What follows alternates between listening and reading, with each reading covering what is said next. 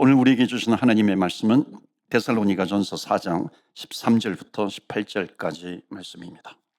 형제들아, 자는 자들에 관하여는 너희가 알지 못함을 우리가 원하지 아니하노니 이는 소망 없는 다른 이와 같이 슬퍼하지 않게 하려 함이라. 우리가 예수께서 죽으셨다가 다시 살아나심을 믿을진데 이와 같이 예수 안에서 자는 자들도 하나님이 그와 함께 데리고 오시리라. 우리가 주의 말씀으로 너희에게 이것을 말하노니 주께서 강림하실 때까지 우리 살아남아 있는 자도 자는 자보다 결코 앞서지 못하리라. 주께서 호령과 천사장의 소리와 하나님의 나팔 소리로 친히 하늘로부터 강림하시리니 그리스도 안에서 죽은 자들이 먼저 일어나고 그 후에 우리 살아남은 자들도 그들과 함께 구름 속으로 끌어올려 공중에서 주를 영접하게 하시리니 그리하여 우리가 항상 주와 함께 있으리라. 18절 말씀 우리 함께 합독합니다. 시작. 그러므로 이러한 말로 서로 위로하라. 아멘. 오늘 말씀 들어가기 전에 여러분 마지막 말씀에 우리가 순종하면 좋겠습니다. 우리 전후좌위에 옆에 계신 분들에게 좀 위로의 메시지를 전하면 좋겠습니다. 형제님 자매님 힘내세요. 한번 여러분 옆에 분에게 위로해 주시기 바랍니다. 사랑하고 축복합니다. 오늘도 말씀에 은혜 받으세요. 여러분 축복해 주시기 바랍니다. 우리 그리스도인들은 서로 위로하는 자입니다. 매 시간마다 하나님 우리 교회 강단에서 선포되는 그런 메시지, 말씀이 순결한 메시지, 정결한 메시지, 하나님의 말씀을 가감없이 전하는 그런 강단이 되게 해 주옵소서. 그래서 강단이 순결한 강단이 되게 해 주옵소서. 우리 어른 예배만이 아니라 우리 청년부 예배, 오이코스 영어권 예배, 또한 우리 유스 예배, 또한 아동부 예배, 모든 예배마다 하나님 순결한 강단이 되게 하여 주옵소서. 기도하는 겁니다. 오늘도 여러분 기도하십시오. 오늘 강단에서는 저 목사를 통해서 하나님께서 주시는 메시지를 들을 수 있는 귀를 열어주시고 내 마음이 옥토와 같은 마음이 되게 해 주셔서 그 말씀이 심겨지게 하여 주옵소서. 그래서 열매를 맺을 수 있도록 주님 도와주시옵소서. 여러분 이렇게 기도하면서 말씀을 들으시면 좋겠습니다. 오늘 데살로니가 전서 네 번째 시간입니다. 4장 말씀과 또한 5장 말씀도 조금 다루도록 하겠습니다. 데살로니가는 마게도니아라고 하는 나라의 수도입니다. 그리고 황제를 숭배 많이 했어요. 황제에게 충성하기도 하고 황제 숭배 사상이 있었고요. 그런 신앙이 있었고 그리고 다신 사상이 있었어요. 우상 숭배를 많이 했다는 겁니다. 여러분 우상 숭배를 하면은 반드시 따라오는 문화가 있어요. 그것이 뭐냐면 음란 문화입니다. 시대를 초월해서요. 어떤 시대이든지 우상 숭배가 있으면은 음란 문화가 같이 따라오는 것을 성경은 그렇게 보여주고 있습니다. 이런 가운데 데살로니가 교회 교인들은 오직 예수께 소망을 둡니다. 오직 예수, 오직 하나님의 말씀입니다. 그러니까는 황제 숭배와 부딪히게 되는 것이죠. 다신 숭배와 부딪히게 되는 것입니다. 그러니까 얼마나 많이 핍박을 받았는지 모릅니다. 이 데살로니가 교인들은 핍박이 있었어요. 박해가 있었다는 겁니다.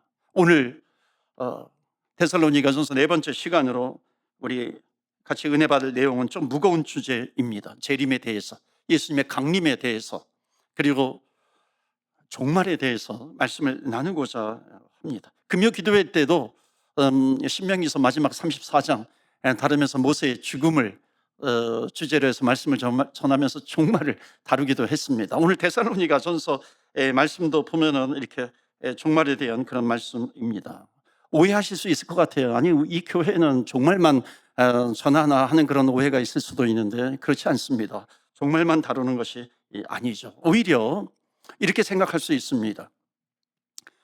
연이어서 종말에 대해서 다루고 있어요. 그런 건 굉장히 드물거든요. 그러니까 우리 교회에 주시는 하나님의 뜻이 분명히 있다는 겁니다. 그래서 그것을 붙들고 우리가 같이 말씀을 통해서 은혜를 나누도록 합니다. 여러분 데살로니가 교회는 서두에서도 말씀을 드렸지만 굉장히 환난과 핍박이 많았던 그런 교회였습니다. 여러분 환난과 핍박을 만나면 그 환경을 통해서 더욱 믿음을 붙드는 경우도 있지만은 오히려 어떤 긍정적인 면도 있지만 부정적인 면도 분명히 있다는 겁니다. 너무 심하게 고생을 하다 보면, 고통을 당하다 보면 마음이 넉넉해지지 못하는 그런 성품을 가질 때도 있습니다.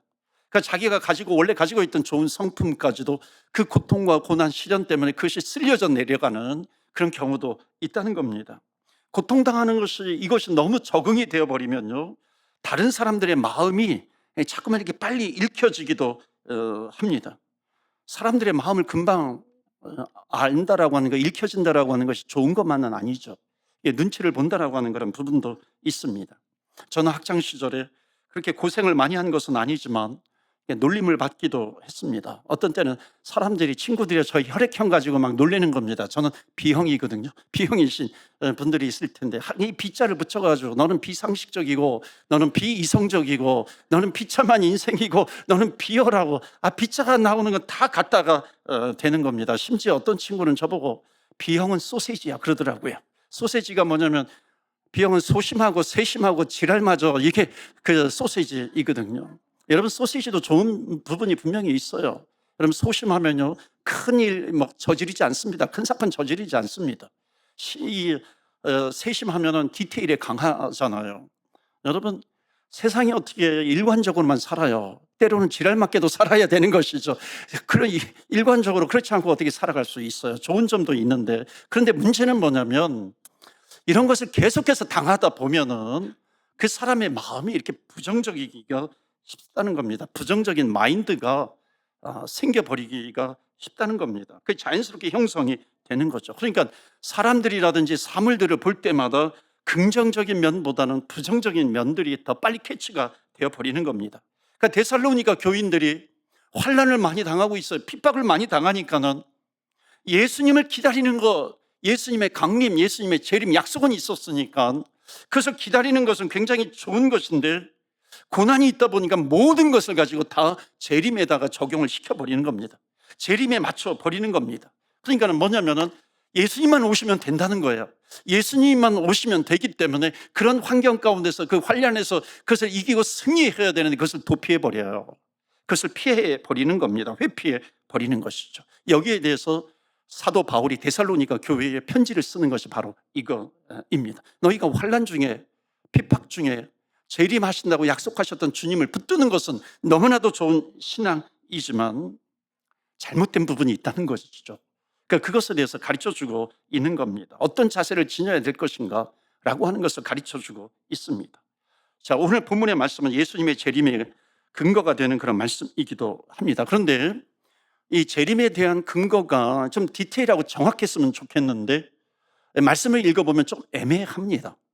여러분, 애매한 구절은 그냥 애매하게 받아들이시는 게 좋아요. 이게 애매한데도 불구하고 내가 모든 것을 다 알아, 그러면 위험해지기 시작하는 겁니다. 중요한 것은 뭐냐면 내가 이것을 다 파악하고 아는 것, 이것보다도 이 말씀이 왜 기록이 되었는가라고 하는 모티브예요. 동기입니다. 왜 이것을 기록을 했는가, 목적이 무엇인가라고 하는 것을 아는 거죠. 기록의 목적이죠. 그래서 오늘 본문의 말씀 가운데 앞에 부분에 읽었는데 거기에 기록의 목적이 나오죠. 데살로니가전서 4장 13절을 다시 한번 보시면, 형제들아, 자는 자들에 관하여는 너희가 알지 못함을 원하지 아니하노라. 그러니까는 여기서 자는 자들이라고 하는 것은 이미 죽은 자들입니다. 그러니까 교인들 가운데, 데살로니가 교인 가운데 예수님이 곧 재림하신다라고 하는 이 믿음을 가졌는데, 그런데 먼저 죽은 그 가족들이 하나 둘씩 이게 점점 많이 생겨나는 겁니다. 그런데 이것에 대해서 너무나도 슬퍼하는 거예요. 그러니까 마지막 부분에 뭐냐면은, 마지막 부분에 슬퍼하지 않게 하려 함이라 이렇게 말씀하고 있습니다. 왜냐하면 근데 슬퍼하고 있어요. 예수님께서 재림하신다 그랬는데, 예수님께서 강림하실 때에 그 주님을 만나야 되는데 그 주님을 만나지 못하고 죽었다고 생각을 하는 겁니다. 그러니까는 예수님 재림 전에 죽으니까 그 은혜를, 주님을 맞이할 수 있는 은혜를 누리지 못한다고 생각을 하는 겁니다. 그래서 슬퍼하는 것이죠. 제가 잠깐 C.S. 루이스, 기독교의 아주 위대한 변증가, 위대한 저술가 이 C.S. 루이스의 인생을 잠깐 살펴보는데요, 이분이 60 정도 될 때까지는 싱글이었어요. 혼자였어요. 그런데 60이 넘어서 이제 한 여인과 결혼을 합니다. 데이빗맨이라고 하는 헬렌 조이 데이빗맨이라고 하는 여인과 결혼을 하는데, 그 여인은 암투병 중이었습니다. 암투병 중인 여인을 그것을 알고서 결혼을 한 겁니다. 그리고 결혼 생활을 3년 동안 했습니다. 어찌 보면 예고된 이별을 알고 있었어요. 그러니까 예고된 이별이 있었음에도 불구하고 사랑하는 아내와 3년 동안 살고 이제 이별을 하게 되는데, 3년 동안 나누었던 그 아름다운 사건들이 있어요. 그 사랑스러운 대화들이 있어요. 그것을 아주 놓치지 않으려고, 잊지 않으려고 그것을 계속해서 붙드는 이 C.S. 루이스의 그 고백이 있습니다. 그러니까 너무나도 그 기간이 소중하기 때문에 이별이 너무 아픈 거예요. 비탄스럽고 슬프고 고통이 있었던 겁니다. 그러면서 뭐라고 고백을 하냐면 이렇게 고백을 합니다. 믿음과 감정을 일치시키는 것이 너무나도 어려웠다. 그리고 그리스도인이라고 해서 자연히 느낄 수밖에 없는 그 아픔과 상실의 고통을 표시하지 못하는 것은 비정상적인 일이다. 그 위대한 신앙임에도 불구하고 그 믿음과 감정을 일치시키는 것이 너무나도 어려웠다라고 하는 것입니다. 그러니까 이 가장 자연스러운 것이 뭐냐면, 신자의 죽음 앞이라 할지라도 슬퍼하고 애통하는 것은 어찌 보면 지극히 당연한 것이죠.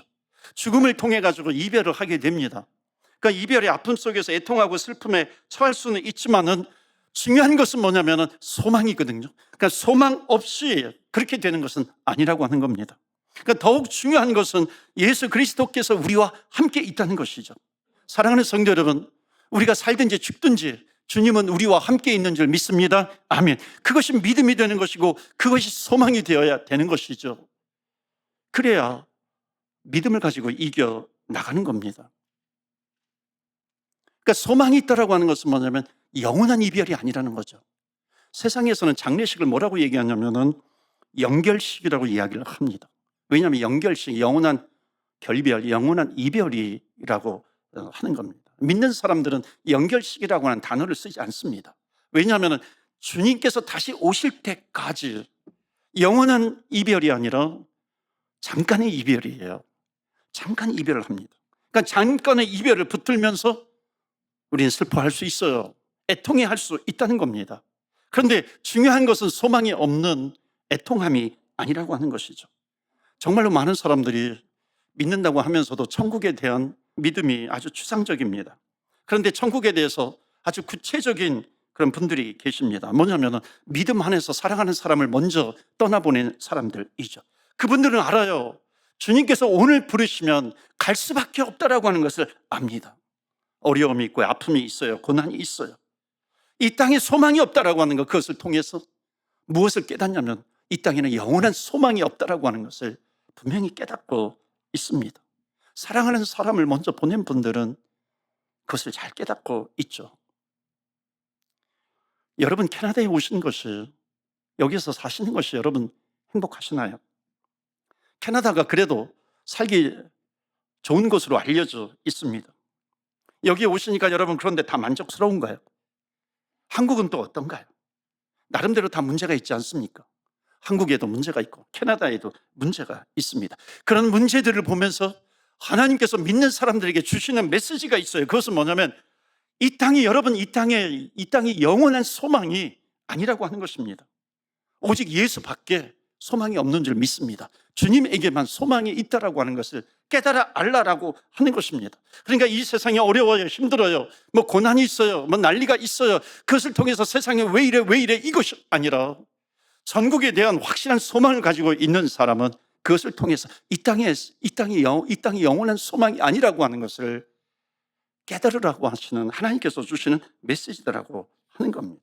하나님의 나라가 임하잖아요. 하나님의 나라를 우리는 얘기하고 있잖아요. 주의 나라. 그러니까 주의 나라가 와야 완전한 만족이 있고 완전한 행복이 있고 완전한 기쁨이 있다라고 하는 것을 우리가 압니다.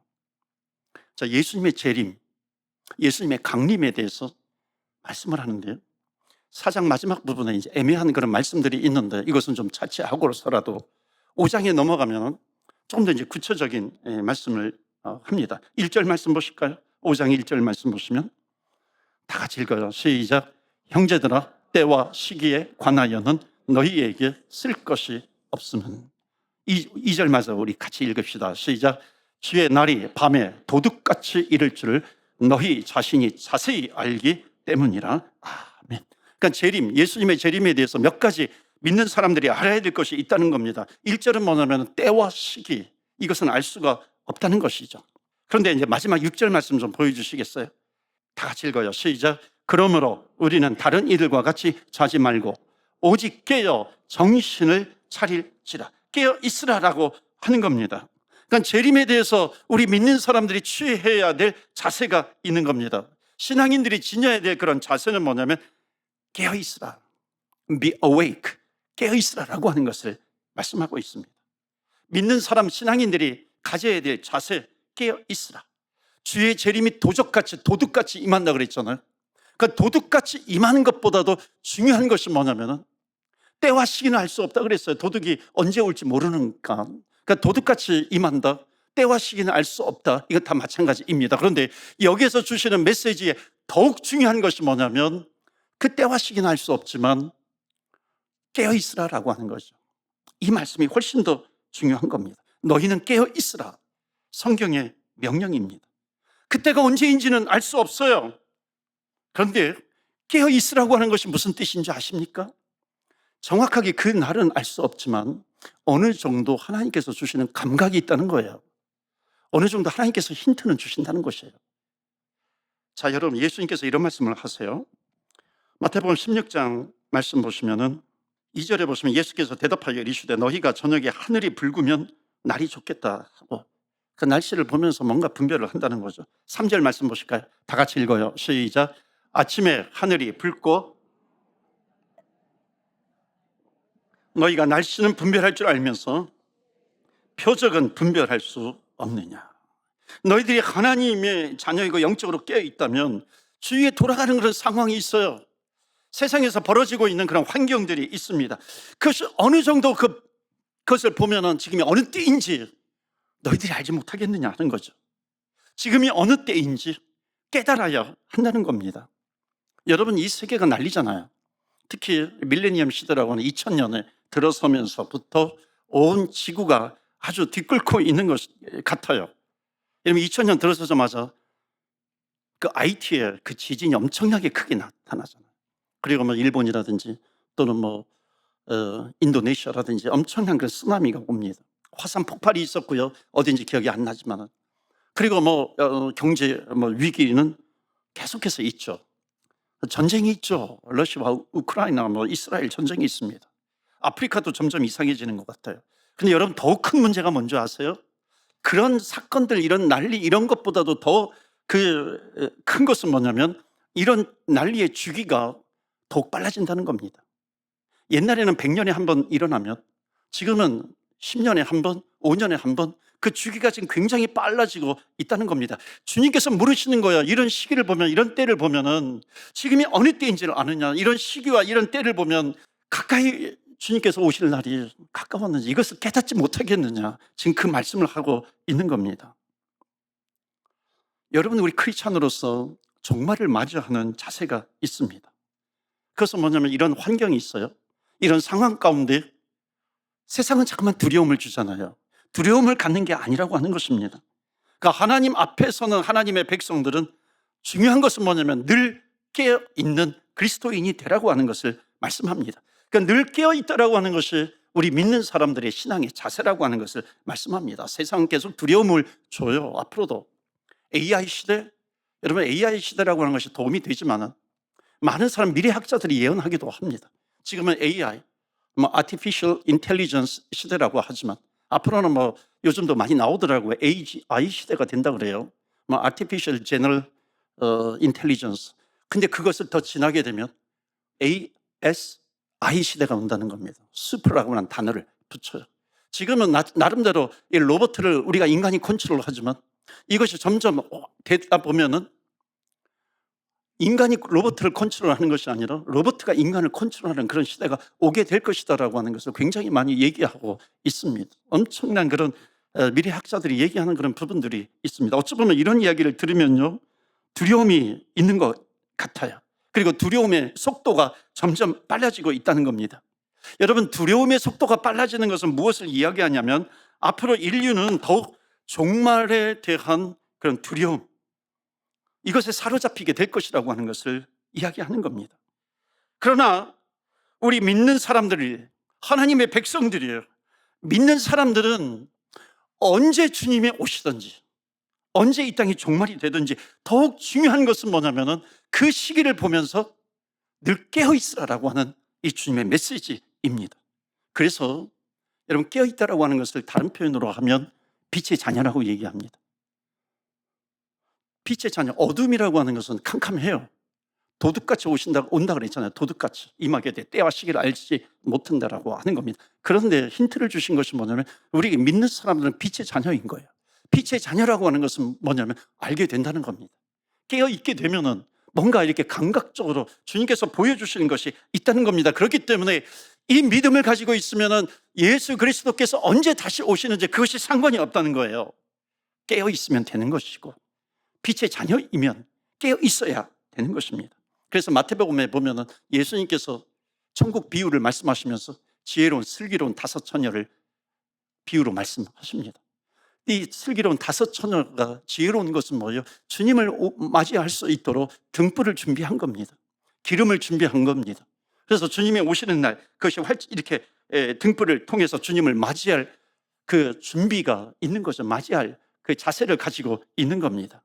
여러분, 크리스마스에 왜 등불을 다는지 아십니까? 그 유래가 바로 이 마태복음 이 말씀이에요. 슬기로운 5 처녀에 대한 그런 부분입니다. 그 유럽의 북유럽의 어떤 교회 앞에 큰 나무가 있었는데 거기에서 그 믿음의 고백으로 우리는 주님을 맞이합니다. 이게 성탄절은 주님의 초림이잖아요. 그리고 앞으로 주님께서 다시 오신다고 약속을 해 주셨잖아요. 여러분, 말세다라고 하는 얘기를 하는데, 신학적으로 말세라고 하는 것은 뭐냐면 예수님의 초림, 2000년 전에 first coming이에요. 초림 때부터 주님께서 오신다고 하는 second coming, 이때까지의 기간을 말세라고 얘기합니다. 신학적으로. 그러니까 우리는 지금 말세를 살고 있는 거예요. 그러니까 말세라고 하는 것은 주님께서 다시 오신다라고 하는 것을 기억하고 그것을 기다리는 사람들은 말세를 의미 있게 살아가는 것이죠. 그러니까 북유럽의 이 교회에서 그 거목에다가 큰 나무에다가 등불을 걸어 놓으면서 우리는 슬기로운 5 처녀처럼 주님이 다시 오실 날을 우리가 기억을 하고 있고 우리가 기름을 준비하고 있습니다라고 하는 그런 믿음의 고백으로 성탄절에 이 나무에다가 등불을 다는 것이고, 그것이 계속해서 전통이 되어가지고 크리스마스 추리에 등불을 다는 겁니다. 그 의미가 주님을 다시 맞이합니다, 기다립니다 라고 하는 겁니다. 주님이 언제 다시 오실지 모르지만 그 잠자는 상태에서 주님을 맞이하는 것이 아닙니다. 예수님께서 이 땅에 오시는 그 종말을 우주적인 종말이라고 얘기하고, 그러나 주님께서 이 땅에 오시는 그 우주적인 종말 이전에 혹시 내가 이 땅에서 죽음을 맞이함으로 말미암아 하나님의 앞에 가는 개인적인 종말도 있습니다. 그러니까 우주적인 종말이든지 개인적인 종말이든지 중요한 것은 뭐냐면 종말의 날은 반드시 오게 된다는 것입니다. 여러분, 우리는 하루하루를 살아가지만 엄밀히 따지면 하루하루 죽어가는 것이잖아요. 그러니까 우리가 하나님 앞에 서는 날이 있다는 것입니다. 하나님 앞에 사는 날이 진실해져야 하는 것이죠. 등불을 준비할 수 있는 사람, 기름을 준비할 줄 아는 사람은 지혜로운 종말을 맞이할 수 있는 사람인 것입니다. 바둑을 잘 두는 이창호, 아마 지금 젊은 사람들은 잘 모를 수도 있는데 이창호 국수가 지금도 활동하는지는 모르겠어요. 어느 날 이 사람이 바둑을 두다가 한 300개 정도의 바둑돌을 놓았는데 그 다음 주가 그 시합을 하는데 바둑 대결을 하는데 똑같이 두는 거예요. 그러니까 바둑 전문 기자가 그것을 보면서 놀래가지고 어떻게 지난주에 두었던 그 바둑을 똑같이 300수를 똑같이 둡니까? 그때 이 이창호 국수가 뭐라고 얘기하냐면, 저는 내일 두고 또 1년 후에 두어도 그 300개를 그대로 똑같은 자리에 둘 수 있습니다. 왜냐하면 내가 하나하나 두는 300개는 그냥 의미 없이 두는 것이 하나도 없다는 겁니다. 그것이 다 기억이 되고 있다는 것을 이야기했어요. 여러분, 혹시 일주일 전에 여러분 무엇을 했는지 기억하고 사시나요? 무엇을 하셨는지? 여러분, 혹시 어떻게 내가 30세, 50세, 80, 90세를 내가 어떻게 살았는지 돌아보면 여러분 옛날을 기억하시나요? 우리는 하루를 주님 앞에 살아도 믿는 사람으로서 합당하게 사는 것이죠. 그러니까 그 하루하루를 우리는 그냥 흘려보내는 것이 아니라 세월을 아껴서 종말과 재림을 준비할 수 있는 아는 진실하게 살아가는 것, 이것이 깊이 있는 삶을 살아가는 것이죠. 그런 삶을 살기를 우리는 소망하고 있는 겁니다. 이게 그런 날이 쌓이고 쌓이면 그 사람의 인생은 후회 없는 그런 인생을 살게 됩니다. 그러니까 주님께서 나를 부르실 때, 아니면 내가 주님 앞에 갈 때, 주님 앞에 감격적으로 서로 양팔을 벌리고 주님을 끌어안으면서 제가 주님을 기다렸습니다. 주님을 만날 수 있도록 제가 준비했습니다. 나의 모든 수고를 하시는 그 주님 앞에 내가 주님을 만나는 것을 사모했습니다. 그렇게 만나는 사람과 그렇지 않은 사람과의 마지막 종말은 그 퀄리티가 너무나도 다른 것이죠. 믿음이라고 하는 것이 무엇일까요? 신앙은 무엇일까요? 주님께서 다시 오신다고 약속을 해주셨는데 그 약속의 말씀을 붙들고 살아가는 겁니다. 여러분 그것 아십니까? 이 세상에 태어날 때 모든 아이들은요, 이 세상에 태어날 때 응아하고 다 울잖아요. 혹시 여러분 가운데 깔깔깔 웃으면서 이 세상에 태어나신 분이 계십니까? 자기는 뭐 울지 않으면 그 닥터인가요? 이 엉덩이를 딱 때리잖아요. 그럼 하파가 확 열려가지고 이렇게 울게 하잖아요. 울어야 되는 거예요. 그런데 그 사람 외에, 그 아기 외에 다른 사람들은 깔깔대고 웃습니다. 환하게 웃습니다. 너무 기뻐해서 웃는 거죠. 사람이 태어날 때 두 부류로 나뉘어집니다. 한 사람은 태어날 때 울어요. 한 사람은 또 다른 사람들은 기뻐서 웃게 됩니다. 여러분, 우리가 인생 이 땅에서 마지막 살아갈 때 우리의 종말도 마찬가지입니다. 죽는 순간도 둘로 갈라지게 됩니다. 울 수 있어요. 가족과의 이별이 너무나도 아프기 때문에.